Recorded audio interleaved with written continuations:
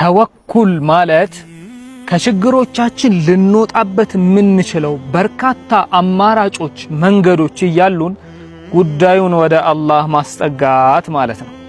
ልክ ነቢዩላህ ኢብራሂም አለይሂ ሰላም ወንጭፍ ላይ ሆነው ወደ እሳቱ ሊወረወሩ ሲሉ ጅብሪል መጥቶ ያ ኢብራሂም አለከ ሓጃ ሲላቸው ምን ትፈልገው ነገር አለ? ምን ላድርግልህ? ተራራውን ልናድባቸው? ጩኸት ልልቀቅባቸው? ምድሩን ሰቅስቄ ልገልብጥባቸው? ምን ትፈልጋለህ? ላደነህ ሲላቸው ካንተ ከሆነ አልፈልግም አሉት። ከአላህም ከሆነ የሚያደርገውን ያውቃል አላህ አሉ። ሐስቢየላሁ ወኒዕመል ወኪል አሉ። አላህ ማለት ያማረ መጠጊያ ነው አሉ። አላህ በቂ ነው አሉት። ታዲያ ጀሊሉስ ይህን ተወኩላቸውን አይቶ ዝም አላቸው እንዴ? ቁልና ያ ናሩ ኩኒ በርደን ወሰላመን አላ ኢብራሂም። ችግሮቻችንን ወደ አላህ ስናስጠጋ፣ አማራጮች እያሉን ወደ አላህ ስናስጠጋ አላህ እሳቱን ወደ ምቾት ይቀይርልናል። ለማንኛውም የቁርአን ዕውቀታችሁ ከፍ እንዲል ከፈለጋችሁ ባዮ ላይ ባለው ስልክ ቁጥር በቴሌግራም በኢሞ አላም ደግሞ በዋትስአፕ አናግሩ። ያ ሰላም።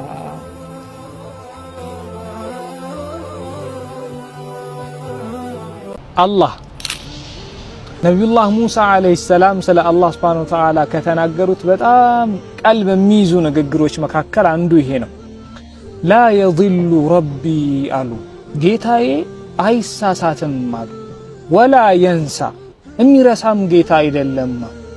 በሆኑ ችግሮች ውስጥ ላልፍ ይችላል። መከራና ፈተናዎቹ ምናምን እየተደራረበ ሊሆን ይችላል። እንዲህ መሆኑንም አላህ እያየ ነው። ተሳስተው ግን አይደለም።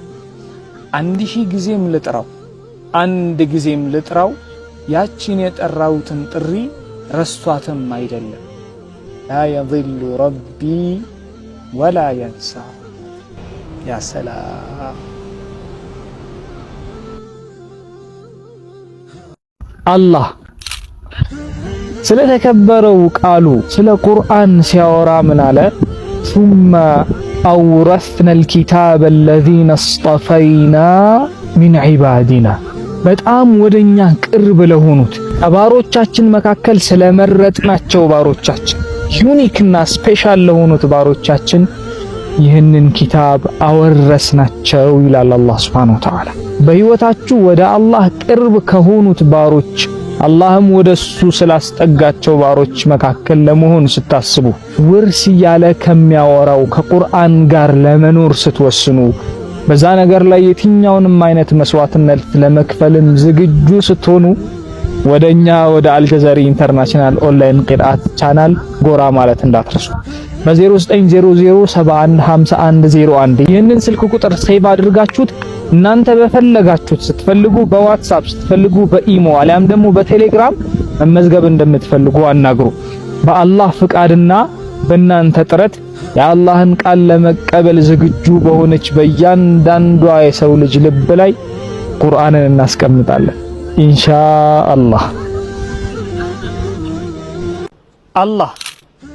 አላህ Subhanahu Wa Ta'ala ረሱል አለይሂ ሰላቱ ወሰላም በሚገጥማቸው በእያንዳንዱ የህይወት ጉዟቸው ላይ ከጎናቸው ሆኖ በወህይ በኩል ያናግራቸዋል። ከስብራት እስከ ብስራት፣ ከከፍታው እስከ ዝቅታው በሚገጥማቸው እያንዳንዱ ነገር ላይ ከጎናቸው ነበር።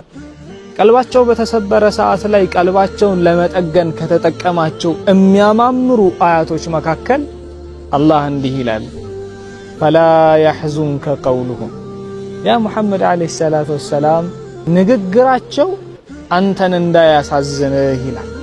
በሚናገሩት ነገር ቀልብህ እንዳይሰበር። ለምን? ኢና ነዕለሙ ማ ዩሲሩና ወማ ዩዕሊኑን። ልቦቻቸው ውስጥ ደብቀው የያዙትን በምላሶቻቸው ይፋ ያወጡትን እያንዳንዷን ነገር እኛ እናውቃታለን። አንተን ሐዘን አይሰማህ፣ በሚናገሩት ነገር እንዳትሸበር ይላል አላህ ሱብሓነሁ ወተዓላ። ያ ሰላም።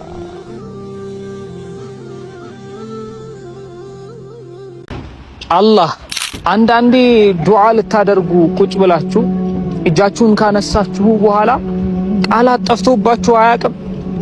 ከየት መጀመር እንዳለባችሁ ግራ ገብቷችሁ ምን አይነት አረፍተ ነገሮች የእናንተን ስሜት እንደሚገልጽላችሁ ጠፍቷችሁ አያውቅም?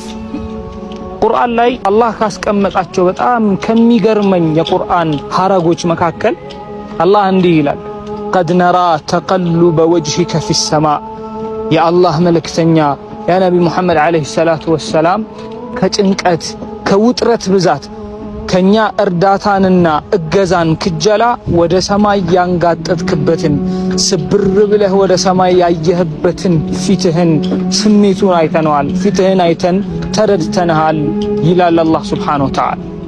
እንደው ከእዝነቱ ከራህመቱ እኮ ነው አላህ ስብር ባላችሁበት ሰዓት ላይ ከአፋችሁ ከሚወጣው ቃል ቀድመን ፊታችሁን አይተን እንረዳችኋለን መልስም እንሰጣለን ይላል አላህ ሱብሓነሁ ወተዓላ። ያ ሰላም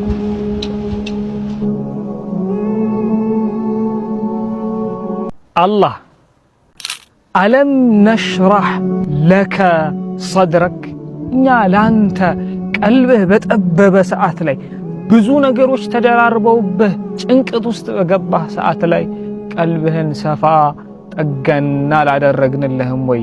ወወضዕና ዐንከ ዊዝረክ፣ ሸክምህንስ አላቀለልንልህም?